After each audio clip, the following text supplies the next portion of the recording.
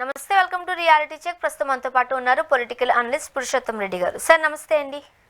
నమస్తే స్వర్ గారు.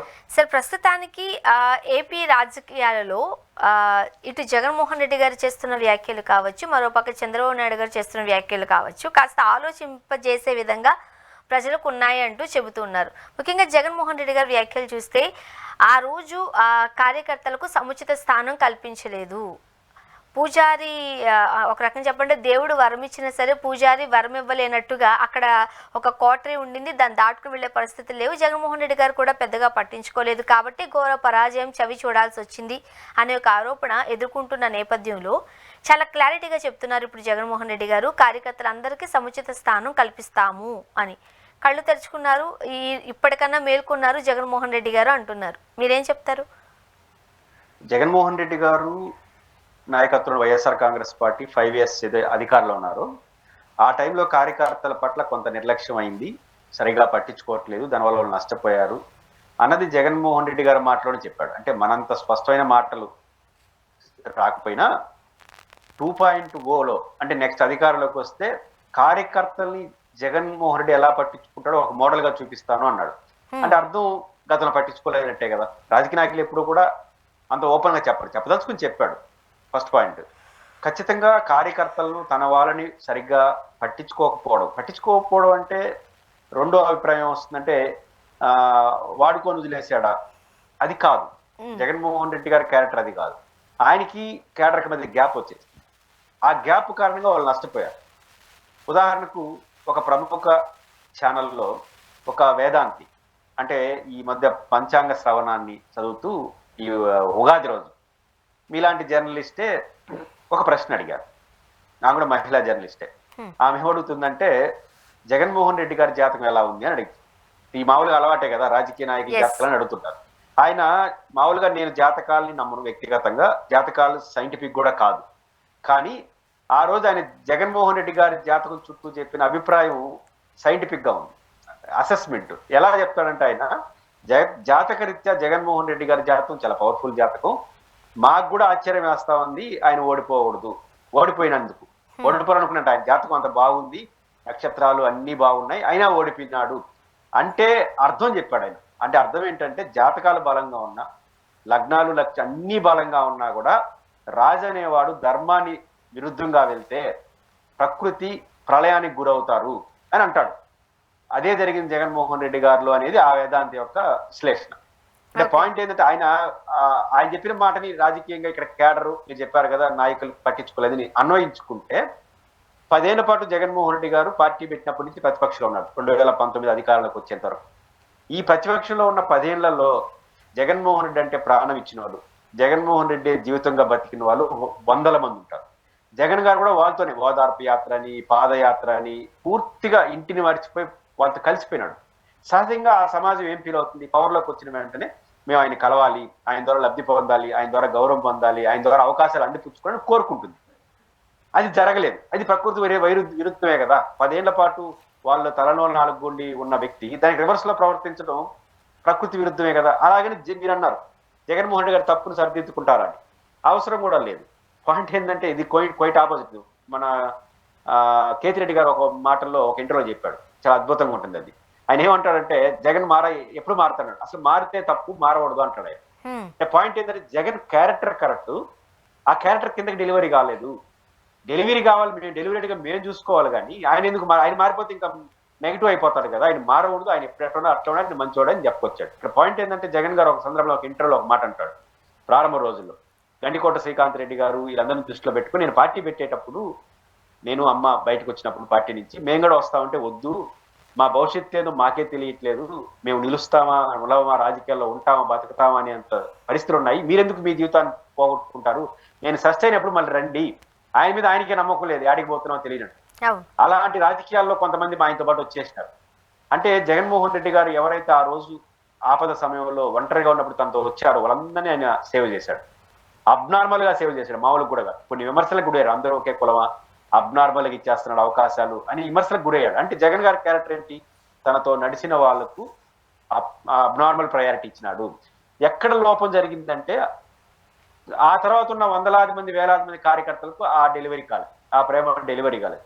అది జగన్మోహన్ రెడ్డి గారు చూసుకోలేకపోయినాడు. కానీ జగన్మోహన్ రెడ్డి గారు మారాల్సింది ఎక్కడంటే ఆయన క్యారెక్టర్ కాదు, మన క్యారెక్టర్ కరెక్టే, మన ప్రేమ కరెక్టే, ఆ ప్రేమ కింది కార్యకర్తలకు అందట్లేదు, అందకపోవడానికి ఆటంకాలేదు. ఒకటి చుట్టూ ఉన్న వ్యవస్థ, రెండు ఎమ్మెల్యేలు, ఈ రెండింటిని కానీ సెట్ చేసుకొని సరైన ఏర్పాట్లు చేసుకుని సరిపోతుంది. కాబట్టి జగన్మోహన్ రెడ్డి గారు ఈరోజు ఎంపీటీసీ జెడ్పీటీసీలు సమావేశాల్లో మాట్లాడారు కదా, ఎంపీపీ సమావేశాల్లో క్యాడర్ని బాగా చూసుకుంటాను, 2.0 గతంలో మాట్లాడినాడు, ఈసారి మీకు ప్రత్యేక ప్రాధాన్యత ఇస్తాను. ఇవన్నీ ఎందుకు చెప్తున్నాడంటే తప్పు జరిగింది కాబట్టి ఖచ్చితంగా జగన్మోహన్ రెడ్డి గారు ఆలోచనలో మార్పులు వచ్చినాయి, ఆయన వ్యవహారాల్లో అర్థం చేసుకున్నాడు. ఇంకా దాని డెలివరీని ఎలా చేస్తాడో చూడాలి. కానీ సార్, ఒక పొలిటీషియన్కి ప్రతి ఒక్కరికి తెలిసిన విషయం, యాక్చువల్గా చెప్పాలంటే అది పొలిటీషియన్కి మాత్రమే కాదు, సాధారణంగా మనకు కూడా తెలిసిన విషయం ఏంటంటే ఒక రాజకీయ నాయకుడిగా ఉన్న వ్యక్తికి, రాజకీయాలలో ఉన్న వ్యక్తికి ప్రజలు చాలా ఇంపార్టెంట్.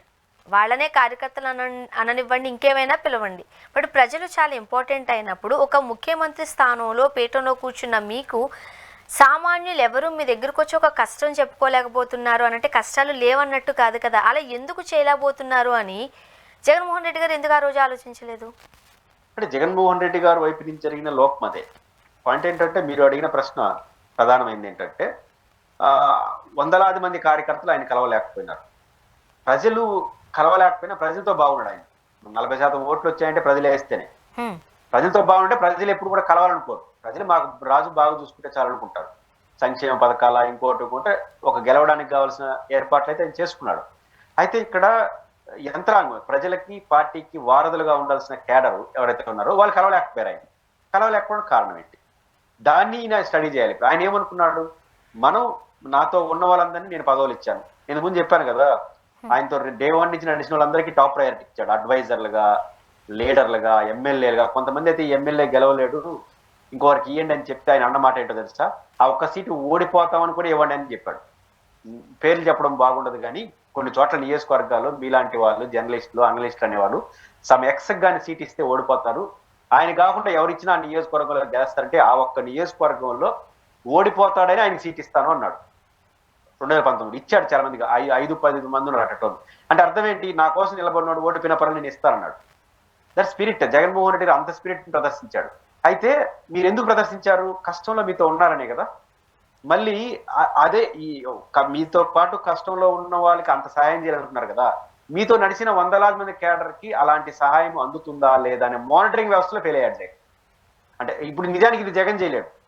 చంద్రబాబు నాయుడు గారు, జగన్ గారు, పవన్ గారు ఎంతమంది చూస్తారు రోజు, ముఖ్యమంత్రి అయిన తర్వాత నాయకుడు చూడలేడు, వేలాది మందిని చూడలేరు. ఎలా జరగాలంటే ఆయన చుట్టూ ఉన్న కోటరీ, ఆయన నియమించినటువంటి ఎమ్మెల్యేలు, ఎంపీలు, మంత్రులు ఎవరైతే మహా అంటే 200-300 మంది ఉంటారు కదా, వాళ్ళందరూ బాగా చూసుకున్నాడు. 400-500 మందిని బాగా చూసుకున్నాడు ఆయన చుట్టూ ఉన్న వాళ్ళని. ఈ 400-500 మంది 400-500 మంది చూసుకోవాలి. వాళ్ళు 100 మందిని చూసుకుంటే సెట్ అయిపోయింది. వాళ్ళు పట్టించుకోవాలి. అసలు సమస్య అది.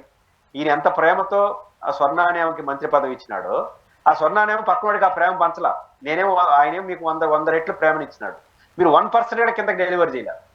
ఇక్కడ ఆటంకం అయిపోయింది. కానీ ఒక రోజు స్వర్ణాన్ని చూస్తారు, 2 రోజులు చూస్తారు, 3 రోజు మిమ్మల్ని నియమించిన చూస్తారు. ఎన్నికల నాటికి జగన్ చూశారు, ఈయన వల్ల ఏమి తయారైంది.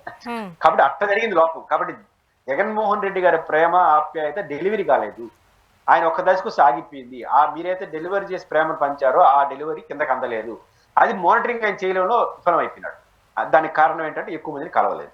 ఇప్పుడు ఆ పని చేస్తున్నాడు, ఖచ్చితంగా కలుస్తున్నాడు కాబట్టి దాని యొక్క పర్యవసనం చూస్తారు. సాధారణంగా మన హ్యూమన్ సైకాలజీ ఎట్లా ఉంటుందంటే, మన అభిమాన నాయకులను కావచ్చు, లేకపోతే సినీ సెలబ్రిటీస్ని కావచ్చు, దగ్గర నుండి చూస్తేనో, ఒక సెల్ఫీ తీసుకుంటేనో, లేకపోతే ఒక షేక్ హ్యాండ్ ఇస్తేనో, పక్కన నుంచి ఉంటేనో చాలు సాటిస్ఫై అయిపోతారు. మన హ్యూమన్ సైకాలజీ అట్లానే ఉంటుంది. సాధారణంగా మనం చూస్తూ ఉంటాం. ఇక్కడ జగన్మోహన్ రెడ్డి గారు వృద్ధులకు సంబంధించిన పెన్షన్లు ఇచ్చేస్తున్నాను, నా తాత, నా అవ్వ, నా అన్న అంటూ నిరుద్యోగులకు ఎంతో కొంత భృతిని ఇస్తున్నాను, పెన్షన్లు ఇస్తున్నాను. అండ్ మరీ ముఖ్యంగా ఎవరికైతే ఉద్యోగం లేదు అని ఇబ్బంది పడుతున్నారని అన్నారో వాళ్ళందరికీ కూడా ఎంతో కొంత, ఒక 5,000 అంటే చాలా తక్కువ అమౌంటే కావచ్చు, బట్ గ్రామాలలో ఉండే వాళ్ళకి వాలంటీర్స్ రూపంలో వీళ్ళందరికీ నేను సర్ది పెట్టేశాను, వీళ్ళందరూ నా వల్ల సాటిస్ఫై అయిపోతున్నారు అని మాత్రమే ఆలోచించుకున్నారు. కానీ వీళ్ళందరికీ నేను ఒకసారి హాయ్ చెబితేనో, బాయ్ చెబితేనో, ఒకసారి కలిస్తేనో వాళ్ళు ఇంకా ఉప్పొంగిపోతుంది వాళ్ళ ప్రేమ అన్న చిన్న లాజిక్ని జగన్మోహన్ రెడ్డి గారు మర్చిపోయారా? అదంతా ఏం అవసరం లేదులే అన్న ఆ ఒక అభిప్రాయాన్ని కోటరీ ఏర్పరిచిందని అనుకోవాలా? జగన్మోహన్ రెడ్డి గారు రాంగ్ ఎక్కడంటే ఆయన మర్చిపోలేదు. మర్చిపోయింటే 500 మందికి ఎందుకు ప్రోత్సహిస్తాడు? నేను ముందు చెప్పాను కదా, ఆ ఎమ్మెల్యే క్యాండిడేట్ ఓడిపోయినా పర్వాలేదు ఇవ్వండి, ఎందుకంటే నాతో పాటు 10 ఏళ్ళు కష్టాల సుఖాలు ఆయన ఉన్నాడు అంటే ఎంత ప్రేమను పంచినట్టు. కానీ జగన్మోహన్ రెడ్డి గారు ఆ ఆప్యాయతను పంచకూడదని కాదు, ఆయన నేను ఎట్టని ఎమ్మెల్యేల మీద పంచానో వాళ్ళు కూడా అట్లే ఉంటారని అనుకున్నాడు. అక్కడ జరిగింది మిస్టేక్. కానీ ఇప్పుడు దానికి ఏమంటారు, దాన్ని సమీక్ష చేసుకోలేదు ఆయన ఈ 5 ఏళ్ల కాలంలో. అరే మనం నియమించిన ఎమ్మెల్యేలు వీళ్ళందరూ నిజంగానే మన కింద వాళ్ళు నేనెట్ట వాళ్ళని ప్రేమించి ఇచ్చాను, వాళ్ళు కూడా కింద అట్లే ప్రేమను పంచుతున్నారా లేదా మానిటరింగ్ చేయలేదు ఆయన. మానిటరింగ్ చేస్తుంటే రిపోర్ట్స్ వచ్చుంటాయి. ఈరోజు చూడండి ప్రజలు ఎంత గొప్ప వాళ్ళంటే, ఈరోజు పులివెందులకు వెళ్తుంటారు రెగ్యులర్గా, 100కి 100 మందిలో 100 మంది కలిస్తే 90 మంది ఏమడుగుతున్నారు? మామూలుగా ఏమనే ఉంటారు, జగన్ని ప్రశ్నిస్తూ ఉంటారు, ఏం చేసినామని నిలదీస్తారు, గొడవ వేసుకుంటారు. ఇది కదా బయట చర్చ. కానీ లోపల చెప్పేది ఏం తెలుసా, 100కి 95 మంది ఏం చెప్తారు తెలుసా, మాకేం వద్దు, మీరు ధైర్యంగా ఉండండి, మీరు మళ్ళీ అధికారం రావాలి. ఇది ప్రజల నుంచి ఆయనకు వస్తుంది. ప్రజలు ఎప్పుడు ఆశించరు, నాయకుడి నుంచి ప్రేమను అభిమానాన్ని చూస్తారు. సాధారణ ప్రజలు, సాధారణ కార్యకర్తలు, కొంతమంది పదవులు ఆశించవచ్చు. ఇప్పుడు అమ్మాయి ప్రకాశం జిల్లాలో అమ్మాయి పేరు మారిపోతుంది కదా, ఎంపీటీసీ అమ్మాయి నిలబడిన తీరు, ఒక్క కేడరు రియాక్షను. ఇప్పుడు ఇన్ని రోజుల పాటు వైసీపీ వాళ్ళు చేసినటువంటి పోరాటాలు, ఈ 10 నెలల పాటు లేని ఉత్సాహం ఒక్క అమ్మాయి ఎంపీటీసీ ఇచ్చింది. అమ్మాయి తెగువ హైదరాబాద్ నుంచి వచ్చి చిన్న ఎంప్లాయీ ప్రకాశం జిల్లాలో కూర్చొని వాళ్ళ కుటుంబ సభ్యులు చెప్పిన వినకుండా, వాళ్ళ బంధువుని ఎంపీపీ పెట్టిన వినకుండా, ఆమె పెద్ద రాజకీయ నాయకురాలు కాదు, నిలబడి ఆమెకే అసెంబ్లీ చేసి ఓటు వెళ్ళేసి హైదరాబాద్కి, ఆమె రూపాయలు ఆశించాల. అంటే ఆ అమ్మాయికి చేసిన తెగువ మొత్తం రాష్ట్రం అంతా మారుమూరుకుపోయి జగన్ గారు ఉత్సాహపడుతున్నారు. అంటే నిష్కలంకమైన ప్రేమతో తెగువ చూపించే కేడరు లీడర్లు పార్టీకి వెనుదనుగా కాదు భవిష్యత్తునిస్తారు. కానీ జగన్మోహన్ రెడ్డి గారు దాన్ని చూసి ఈ రోజు అందరితో కూర్చున్నాడు కదా. ఇప్పుడు ఆ అమ్మాయితో కూర్చోవడం, వాళ్ళతో మాట్లాడడం వల్ల 100,000 మంది అలాంటి వాళ్ళు మేము కూడా ఎత్తుకుంటే మమ్మల్ని కూడా జగన్ కలుస్తాడేమని ఫెరోషస్ గా మారుతారు. కాబట్టి కేడర్ ఇచ్చే ధైర్యం, ప్రజలు ఇచ్చే ధైర్యం చాలా గొప్పది. దానికి జగన్ గారు దూరం అయ్యాడు 5 ఏళ్ళు పవర్లో ఉన్నప్పుడు. పట్టించుకోవడం కాదు, వీళ్ళు చేసుకుంటారులే అనుకున్నాడు, వాళ్ళు రివర్స్ లో చేసినారు. కాబట్టి ఇప్పుడు దాన్ని అర్థం చేసుకున్నట్టున్నాడు. ఆ రివర్స్ లో చేసిన వాతావరణం మెకానిక్, ఒక ఏజెన్సీ, ఒక ఏర్పాటు, నా ప్రేమను కింద కార్యకర్తల వరకు అందుకునే ఒక ఏజెన్సీ, ఒక వ్యవస్థ ఏర్పాటు ఆయన ఇంకా చేసుకోవాలి. గతంలో అది ఫెయిల్ అయింది. దాని స్థానంలో కొత్త ఆలోచన చేయాలి. మనం సమ్ ఎక్స్ని ప్రేమించాం, ఆ ప్రేమించిన వాళ్ళు యథాతథం కింద వాళ్ళు ప్రేమిస్తారనేది ఫెయిల్. కాబట్టి అదేదో నేనే కిందకి పంచాలని నిర్ణయానికి ఇప్పుడు వచ్చినాడు. అందువల్ల నేనే మీతో ఉంటాను, మీరందరూ మీకు మంచి చేసిన వాళ్ళు గుర్తుపెట్టుకోండి, చెడు కూర్చొని నేను మీకు నా దగ్గర రాని ఎందుకు మాట్లాడుతున్నాడు, నేనే చూసుకుంటాను, అది అయ్యే పని కాదని నిర్ణయానికి వచ్చాడు. ఖచ్చితంగా ఆ ఏర్పాట్లు చేసుకోవాలి, వ్యవస్థాగత ఏర్పాట్లు చేసుకుంటే ఖచ్చితంగా మీరు అన్నట్టు ఖచ్చితంగా గౌరవాన్నే సమాజం ఎక్కువ కోరుకుంటుంది. డబ్బులు, ప్రాజెక్టులు, పదవుల కన్నా గౌరవాన్ని కోరుతుంది. అది ఇవ్వగలిగితే ఖచ్చితంగా ఆ పార్టీకి మంచి భవిష్యత్తు. నెక్స్ట్ మనం చంద్రబాబు నాయుడు గారు మాటల దగ్గరకు వద్దాం సార్. ఇప్పుడు చంద్రబాబు నాయుడు గారు నిన్న మాట్లాడుతూ, మీరు బటన్ నొక్కి ఎన్ని సంక్షేమ పథకాలు అయితే ప్రవేశపెట్టారో అది నా పెన్షన్తో, ఒక్క పెన్షన్తో ఇవన్నీ సమానం అని అనేసారు ఒక మాట. నిజమే అంటారా? మీరేం చెప్తారు? టెక్నికల్ గా ఆయన మాట్లాడదలుచుకుంది ఏంటంటే, జగన్ గారు ఏమంటారు, ప్రతి ఏటా నేను ఒక 60,000 కోట్ల రూపాయలు, 50 నుంచి 60,000 కోట్ల రూపాయలు నేను డిపి డైరెక్ట్ బెనిఫిట్ స్కీమ్ ఏదైతే డిపిటీ ఉందో ఆ పద్ధతిలో నేను ప్రజలకు ఇచ్చాను అని ఘనంగా చెప్పుకుంటావు కదా. దాని విలువ ఎంత అంటే సంవత్సరానికి 50,000 నుంచి 60,000 కోట్లే కదా, 2,50,000 కోట్లు నేను చేశాను అంటాడు జగన్ గారు 5 ఏళ్ల కాలంలో. కానీ ఈయన చెప్పేది ఏంటంటే, ఒక్క పెన్షన్స్ 4,000 రూపాయలు పెంచారు కదా, అది టెక్నికల్ గా ఎన్నికల హామీ కానీ యాజ్ టీజ్ అమలు చేస్తే 40,000 కోట్లు. నిజానికి అంత చేయలేదులే. అంటే బీసీ మహిళలకు వీళ్ళందరికీ 50 ఏళ్ళకి ఇస్తానని ఇవ్వలేదు. రెండోది ఒక 2 లక్షలు 3 లక్షలకు తగ్గించినట్టున్నారు గతంలో రేషనలైజ్ చేసే పేరుతో. ఏదైనా ఆయన లాజిక్ ఏంటంటే, నువ్వు అన్ని పథకాలు కలిసి ఇచ్చి నేను పెన్షన్తో ఇస్తున్నానని చెప్పదలుచుకున్నాడు. నా పాయింట్ ఏంటంటే, ప్రభుత్వాలు మారుతున్న కొద్దీ, కాలం గడుస్తున్న కొద్దీ గతానికి ఇప్పటికి చాలా తేడా ఉంటుంది. 15, 18, 20 ఏళ్ల క్రితం ఒక ఎంప్లాయీ జీతం 9,000 రూపాయలు 20 ఏళ్ల క్రితం. ఇప్పుడు అదే ఎంప్లాయీ జీతం 1,50,000 రూపాయలు. ఇప్పుడు 1,50,000 ఇస్తున్న జగన్మోహన్ రెడ్డి గారు 9,000 ఇస్తూ రాజశేఖర రెడ్డి గారు ఉన్నప్పుడు రాశాడు, రోసయ్య గారు ఉన్నప్పుడు 9,000 జీతం. ఇప్పుడు జగన్ గారు నువ్వు ఆఫ్టర్ ఆల్ 9,000 రూపాయలే జీతం ఇచ్చావు, నేను 1,20,000 ఇచ్చాను, నీకు నాకు పోలిక ఏంటంటే అర్థం ఉందా? ఎందుకంటే ఆ రోజు 9,000 ఎక్కువ, ఈ రోజు 1,20,000 తక్కువ అయిపోయింది. ఆ 9,000 చిల్లర తీసుకునే జీతం తీసుకునే ఎంప్లాయీ ఈరోజు 1,12,000 వచ్చినా ఇంకా నాకు డిఏ రాలేదే అంటాడు. అంటే ఆ రోజు 9,000 ఎక్కువ, ఈ రోజు 1,12,000 తక్కువ. పాయింట్ ఏంటంటే చంద్రబాబు గారు అర్థం చేసుకోవాల్సింది, ఆయనకు అర్థమైంది, నువ్వేది బటన్ నొక్కేది నేను అంతగానే చేశాను అంటారు. ఆ లాజిక్ అది, కానీ ప్రజలు అటు అర్థం చేసుకోరు. ఇప్పుడు 200 రూపాయల పెన్షన్ కూడా ఉంది కదా, ఒకప్పుడు 200 నుంచి 2,000 నుంచి 3,000 ఎందుకు అయింది, 3,000 నుంచి ఇప్పుడు 4,000 ఎందుకు అయింది? కాబట్టి కాలం మారుతున్న కొద్దీ, అభివృద్ధి జరుగుతున్న కొద్దీ పెరుగుతుంది. ఆ పెరిగినప్పుడు ఆ రోజు కూర్చునేసి నా గొప్పతనం అనుకుంటే కుదరదు. కాబట్టి ఖచ్చితంగా జగన్ గారి కన్నా మీరు ఎక్కువ ఇవ్వాల్సి వస్తుంది. ఎక్కువ కూడా అప్పులు చేస్తున్నారు కదా, బడ్జెట్ కూడా పెరిగింది కదా. జగన్ గారి బడ్జెట్ కానీ ఇప్పుడు 40-50 కోట్లు బడ్జెట్ పెరిగింది.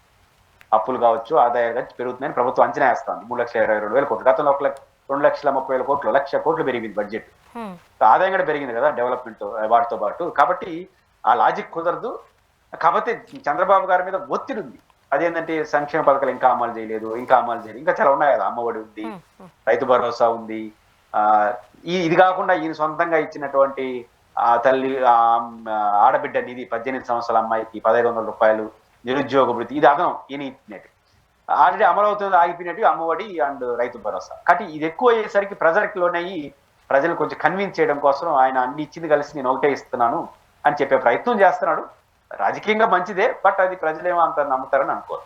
ఇప్పుడు ఒక 8-9 నెలలు అయ్యింది కూటమి ప్రభుత్వం అధికారం చేపట్టి ఆ గద్దె మీద కూర్చుని, ఆ తర్వాత పెన్షన్లు మినహాయిస్తే ఇప్పటి వరకు చంద్రబాబు నాయుడు గారు బడుగు బలహీన వర్గాలకు సంబంధించి కావచ్చు, రైతులకు సంబంధించి కావచ్చు, లేకపోతే మహిళలకు సంబంధించి కావచ్చు, తల్లులకు సంబంధించి కావచ్చు, విద్యార్థులకు సంబంధించి కావచ్చు, నిరుద్యోగులకు సంబంధించి కావచ్చు, ఇవన్నిటిలోనూ చంద్రబాబు నాయుడు గారు ఇంకా ఏమీ చేయలేదు, జీరోలో ఉన్నారు అని ఏపీ వాసులు కాస్త భయపడుతున్నారు, బాధపడుతున్నారు. ఒకలాంటి వ్యతిరేకత అప్పుడే స్టార్ట్ అయిందంటూ వస్తున్న వార్తల నేపథ్యంలో చంద్రబాబు నాయుడు గారు దాని మీద ఫోకస్ చేయకుండా ఇప్పటికీ జగన్మోహన్ రెడ్డి గారు చేసిన తప్పుల మీద ఎప్పుడు ఈ 9 నెలల్లో ఆ రోజు జగన్మోహన్ రెడ్డి గారు అలా చేశారు కాబట్టి ఇలా చేయలేకపోతున్నాం ఈ స్టాండ్ తీసుకునే ఉన్నారు. ఇప్పటికీ అదే స్టాండ్ మీద, అదే పడవ మీద ప్రయాణిస్తున్నారు తప్ప వాళ్ళు ఇచ్చిన హామీలు నెరవేర్చుకునే దానిపైన ఫోకస్ పెట్టట్లేదు, ప్రజలకు కన్వే చేయట్లేదు అంటున్నారు.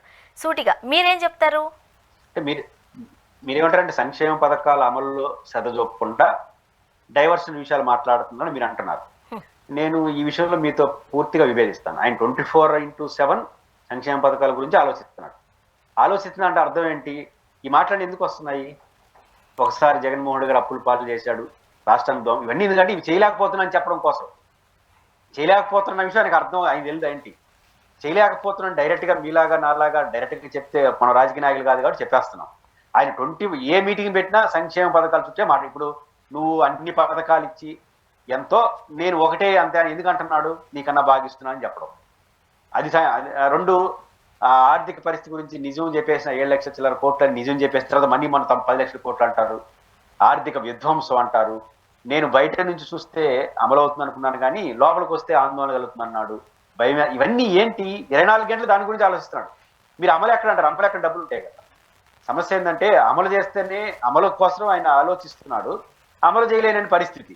ఎందుకు పరిస్థితి? అమలుకు సాధ్యంగానే హామీలు ఇచ్చాడు, అమలుకు సాధ్యాన్ని హామీలు ఇచ్చాడు, ఆయన పరిస్థితి అర్థం అవుతుంది. డబ్బులు లేవు, డబ్బులు లేనప్పుడు అమలు చేయలేడు, అమలు చేయనప్పుడు ఏం చేయాలి? ఎంతో కన్విన్స్ చేసుకోవాలి.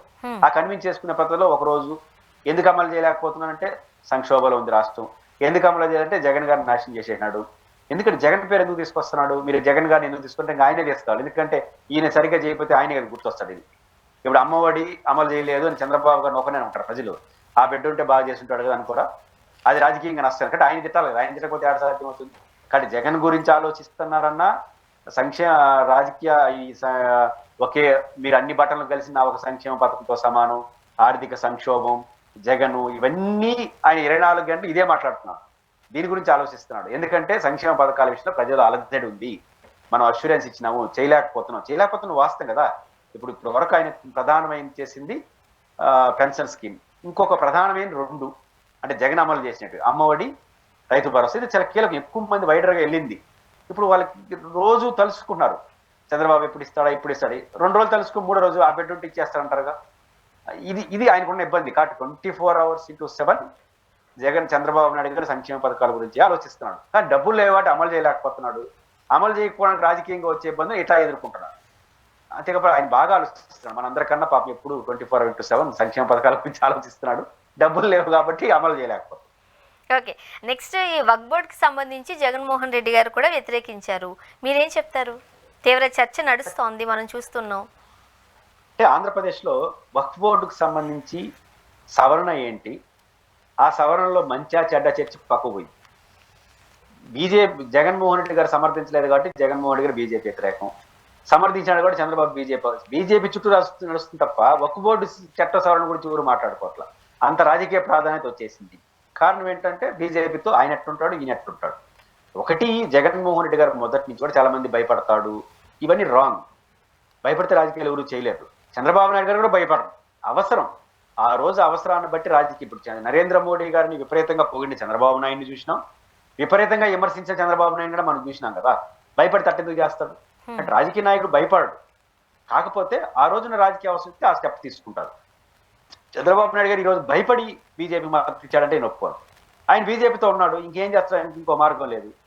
ఇప్పుడు వక్ఫ్ బోర్డు వ్యతిరేకంగా ఓటేసినా అంటే బీజేపీ నుంచి బయటకు కావాలి. బయటకు వస్తే ఆంధ్రప్రదేశ్ ఆర్థిక పరిస్థితితో ఏమీ ముందుకు కదలేడు. కాబట్టి ఇట్లాంటి ఇబ్బందులు ఉన్నాయి. కాబట్టి బీజేపీతో ఉన్నంత కాలం మద్దతు ఇక తప్పదు. దానివల్ల వచ్చే లాభ నష్టాలు భరించక తప్పదు. ఆయన ఇబ్బంది అది. జగన్మోహన్ రెడ్డి గారు మొదటి నుంచి కూడా రాజకీయంగా బీజేపీతో దూరంగా ఉంటున్నాడు. వ్యక్తిగతంగా పవర్లో ఉన్నప్పుడు కేంద్రంతో బాగున్నాడు. నరేంద్ర మోడీ గారి సమక్షంలోనే ప్రధానమంత్రిగా, ఆయన ముఖ్యమంత్రిగా, సార్ మీతో మాకున్న అనుబంధం రాజకీయాలకు అతీతమైంది అన్నాడు. అంటే అది అర్థం ఏంటి? అది గొప్ప అనుకుంటున్నారు చాలా మంది. గొప్ప కాదు. ఆయన సూటిగా రాజకీయంగా మీతో లేని సార్ అంటున్నాడు. రాజకీయంగా మీతో ఉన్నాం, వ్యక్తిగతంగా మీరంటే గౌరవం. అది ప్రధానమంత్రి సమక్షంలో చెప్పినాడు. ప్రత్యేక హోదా ముగిసిపోయిన అధ్యాయం అని చెప్పి ప్రధానమంత్రి నాయకత్వం కేంద్ర ప్రభుత్వం చెప్పింది. చెప్పిన సంవత్సరం తర్వాత మళ్ళీ ప్రధానమంత్రి ఇంకా ప్రత్యేక హోదా పెండింగ్ ఉంది సార్ అన్నాడు. మొన్న డిఎంకే పెట్టిన సమావేశానికి వెళ్ళలేదు, కానీ బహిరంగ లెటర్ రాశాడు. ఆ సమావేశంలో ఏం తీర్మానం చేస్తే అట్లాంటి లెటర్ రాశాడు. కానీ జగన్మోహన్ రెడ్డి గారు తన రాజకీయ ప్రత్యర్థి బీజేపీ కాదు కాబట్టి వాళ్ళతో గొడవ పెట్టడు. అట్ ద సేమ్ టైం తన రాజకీయ నిర్ణయాలు వచ్చినప్పుడు ఖచ్చితంగా రాజకీయానికి కట్టుబడి ఉంటాడు. చంద్రబాబు గారు కట్టుబడి ఉంటారు, దాంట్లో సందేహం. ఆయన రాజకీయ విధానం ఈరోజు బీజేపీతో ఉండాలి. బీజేపీతో ఉన్న తర్వాత ఇంకా అన్ని భరించాలి. లాభం ఉంటుంది, నష్టం ఉంటుంది. జగన్ గారు బీజేపీతో ఎప్పుడూ ఉండడు, ఎందుకంటే ఆయన రాజకీయ పునాదికి అది వ్యతిరేకమైంది. గౌరవప్రదంగా ఉంటాడు. కాబట్టి చంద్రబాబు గారు రాజకీయం ఆయన చేసినాడు, ఈయన రాజకీయం చేసినాడు, జగన్మోహన్ రెడ్డి గారు. దీనివల్ల మాత్రం తెలుగుదేశం కొంచెం ఇబ్బందికర పరిస్థితి. అంటే ప్రధానంగా మైనారిటీ సెక్షన్స్ లో ఏమంటున్నారు, మేము బీజేపీతో సావాసం చేసినా మైనారిటీల హక్కులు వచ్చినప్పుడు మేము ఎక్కడ రాజీ పడట్లేదని చాలాసార్లు తెలుగుదేశం చెప్తా ఉంది. ఇప్పుడు చెప్పాల్సి వస్తుంది కదా, వక్ఫ్ బోర్డు సవరణలో మీరు ఆందోళన చెందాల్సిన అవసరం లేదు, ఈ మార్పులు జరిగినాయని చెప్పాలి. ఎందుకు సపోర్ట్ చేశారు చెప్పాలి కదా. వాళ్ళేమో ఆందోళన ఉండాలి, ఆ ఆందోళన కరెక్ట్ కాదో చెప్పాలి కదా. మీరు తీసుకొచ్చిన మార్పు ఏంటో చెప్పాలి కదా, సవరణ ఏంటో చెప్పాలి కదా. అది చెప్పకపోవడం వల్ల ఏంటంటే తెలుగుదేశం పార్టీకి కొంత రాజకీయంగా ఇది కొంత డిసడ్వాంటేజ్. కీలకమైన వక్ఫ్ బోర్డు విషయంలో మైనారిటీలు అందరూ ఆలోచిస్తూ ఉంటారు, ముస్లింస్ అందరూ దాని చుట్టూ ఆలోచిస్తారు. ఆ మేరకు ఓటింగ్ మీద ప్రభావం పడుతుంది. జగన్మోహన్ రెడ్డి గారు ఇట్లాంటి నిర్ణయం తీసుకోవడం ద్వారా నేను విషయం వచ్చినప్పుడు, నా అస్తిత్వం వచ్చినప్పుడు నేను ఎవరిని టాలరేట్ చేయను, నేను బీజేపీతో ఉండను, నా రాజకీయం నాదే అని స్పష్టంగా చెప్పడం ద్వారా ఆయన బీజేపీతో అంటగట్టే వాళ్ళు, భయపడతారనుకునే వాళ్ళకి ఇది సమాధానంగా ఉండిపోతుంది. ఓకే, చూద్దాం సార్ ఏం జరగబోతుందో. థ్యాంక్ యూ సో మచ్ అండి, మీ అభిప్రాయాలు మాతో పంచుకున్నారు. Thank you very much sir. ఇది వాళ్ళ రియాలిటీ చెక్. Stay tuned.